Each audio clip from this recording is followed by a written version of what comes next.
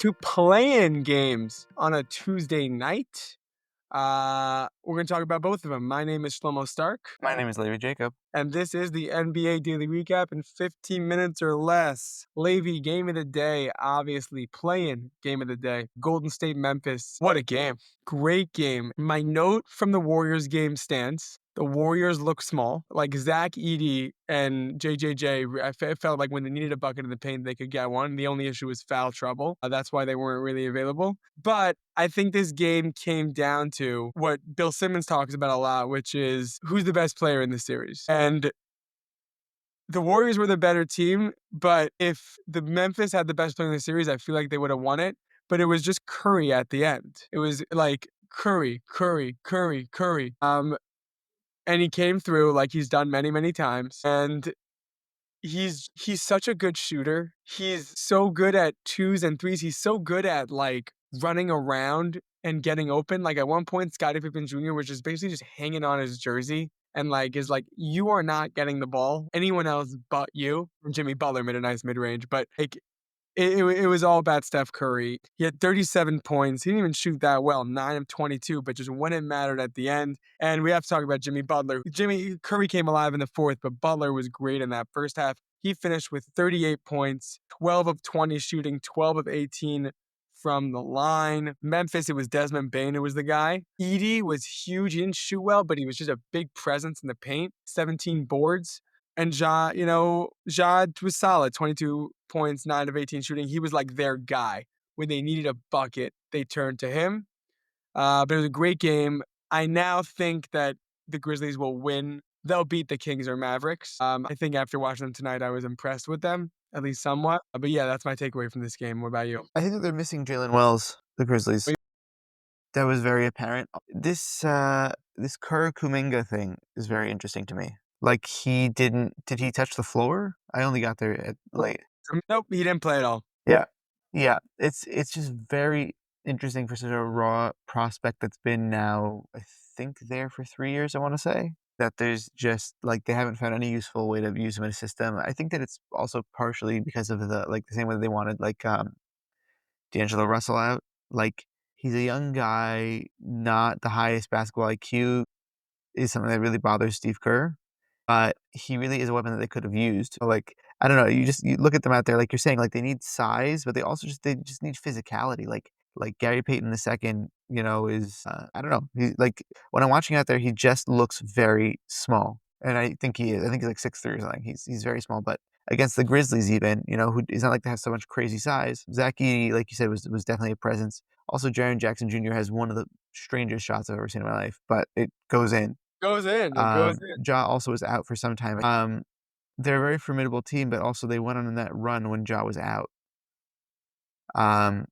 Which I wonder if, by some chance, they don't make to the first series. I wonder if those rumors that we heard in the middle of the year about maybe Memphis is looking to move on from Ja is like, if there's any truth to that, we'll see in the offseason. I say there's no way there's truth to that because he means too much to the city. They're not, especially after what just happened with Luka. So from a basketball standpoint, there's gonna be rumors, and you're gonna hear like maybe they should move on from Ja because from a basketball standpoint, that might be the smartest thing to do because you could probably get a lot for him, and it's just not working what they're doing with him. But I'm telling you now, my prediction: they are not going to trade him because he means too much to Memphis, and they don't want the team right now. While they might not be the best, the fans have not turned on them. Memphis fans love these guys, and they'll defend them to death. They'll be like, when we're all on, we're on. Like, we're good.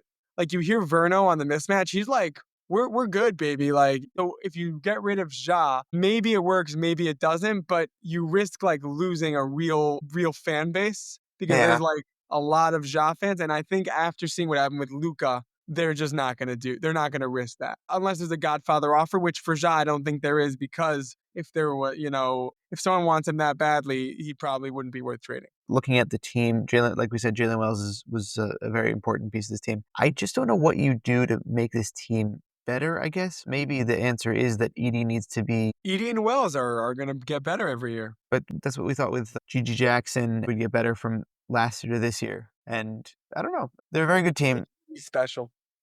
You think ED special? I've thought this since he was drafted. He was my favorite player in this draft. Like, I had him as, like, the dark horse for rookie of the year because I thought Memphis would be, like, a better team, and I figured, like, a good rookie on a good team could really win rookie of the year. But, like, my prediction here's my Zach Edey prediction. You ready? My Zach Edey prediction is he's going in 10 years, we're gonna say he was the best rookie in this class. Interesting.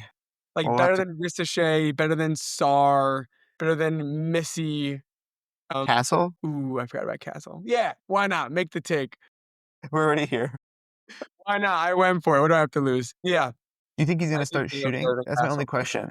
What? Do you think he's gonna start shooting? Maybe. I don't know. I don't know, like, if they're gonna need it. It's more of just like he could be like like an Anthony Davis type presence on defense. Okay, he's just if he just he's good. He's a rookie. He's small. He's young. He's just I don't think he's fast enough is the only problem, and usually as a rookie, or I guess after rookie season, you don't usually get faster.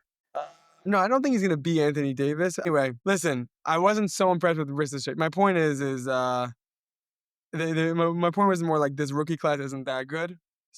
I think he could be the best in it, but I forgot about Castle. Anyway, I'm gonna keep my prediction anyway and just be like, now it's cool that I said even with Castle. Just about the Warriors, I'm happy that Jimmy Butler came more alive. I think that if they're really looking to make any sizable difference moving forward in the playoffs, they need a better answer at the end of games than just Steph. He's amazing, he's incredible, but it's just not sustainable. I don't know. I like watching him at the end of games. I'm good. Yeah, I'm but good. if Keep it everybody else knows, right, like the Clippers figured it out. They're like, "Hey, let's force a shot to Buddy Hield, who bricked it." right? The Grizzlies had nobody who could chase him. That's the problem. No, Scottie Pippen Jr. Didn't do a bad job. Like, did you see how he would pump the pump fake, then the other pump fake, then he went in? Yeah, He was chasing him. Curry's just better. yeah, but you need like the Clippers had it right where you have these players who are just bigger and physically more inclined to guard Steph running around after Steph, and Clippers like threw like two guys at him at all time. Yeah. Okay. Next, I don't know if you want to call it a game, but the Magic beat the Hawks 120 to 95. Hawks had no offense or defense for that matter. No one played that well for either team. That's my take. Well, I'll tell you what I didn't realize was the Magic. Did you know the Magic are number 2 in defense? Yeah, they're really good defensively. I didn't know that.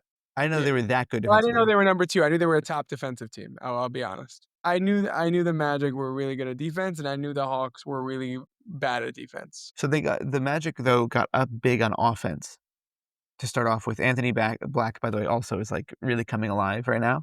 I mean, he's a good player. He's a smart basketball player, like high IQ kind of player. Is just the question was he able to put it together on the court? And tonight he was.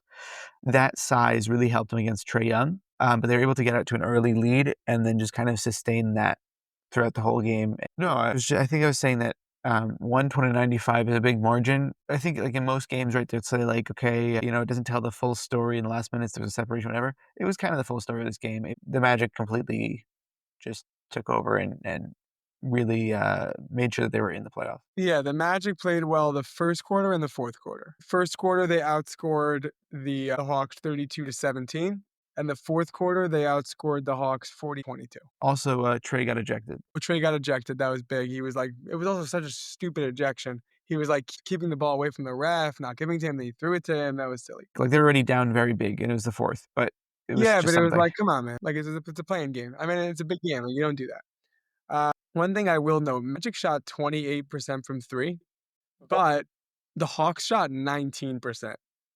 4 of 21 from 3 for the Hawks. Pretty bad. Either good defense or bad offense, whatever you wanna call it.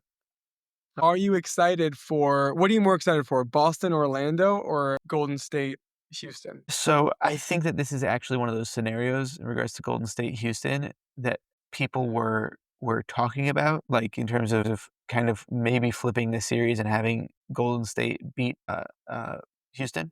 I However, Yeah. You also think Houston's gonna win? yeah, Me too.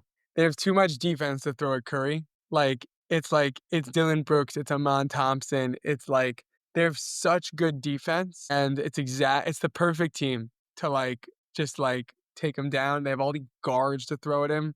but I think because the 7 game No one to guard series, Şengün. I think that Draymond Şengün in particular, he's physical, but he's a kind of physical that Draymond can get into it with, like, can get into his head a little bit more. But in regards to, I think it's a 7-game series. I think that we've been seeing Curry working overtime because all of these are single eliminations. I think that when it gets to, or I guess not single eliminations, but you know, the playoff clincher for them against the Clippers, and now this, their supporting guys also in the last game, like in the rest of the quarters, were pretty solid. Like Moses Moody was like very good for them, Moody's become a guy. He replaced Kuminga. and I am Quinton rooting for Post. the Warriors, but think I have Rockets in 6. You? Yeah, I think that the Rockets are. I think the Rockets will win ultimately.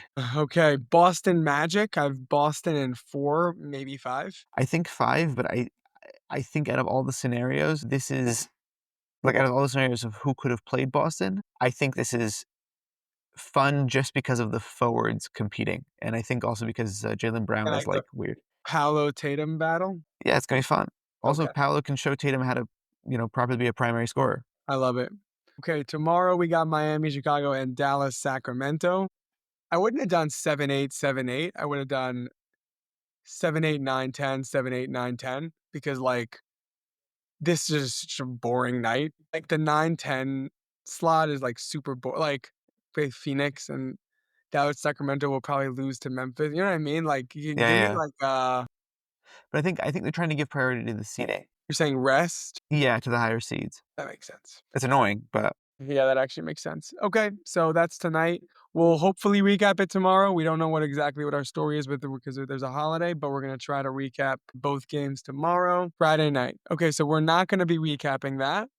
Saturday night is Lakers, Minnesota, Detroit, New York, Denver Clippers, and Milwaukee, Indiana. So Sunday we're gonna have a lot to talk about because we have to talk about those 4 games, and then we'll probably mention at the end the playing games from Friday. That was the NBA Daily Recap in 15 minutes or less. I want to thank you, Levi, for co-hosting and producing, and I want to thank you for listening. See you around.